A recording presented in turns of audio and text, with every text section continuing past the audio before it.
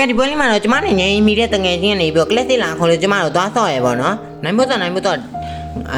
ဒီလာထွက်တဲ့စတားလေးကဘာတော့ ဟောစီရီယာ ဟဲ့ तू ကဘလူးဆော့ရတာတော့ ဟိုကလေအဲ့ဒီနဲ့လမ်းပြီးတော့လေ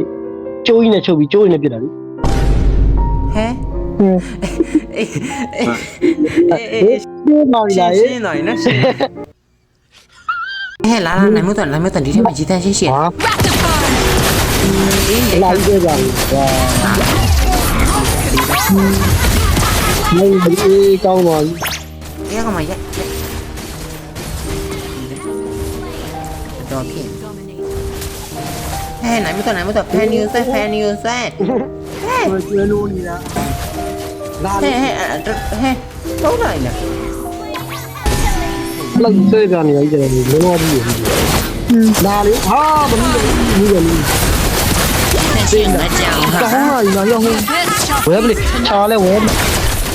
တိုက်တော့နိုင် ရကြပြီတော့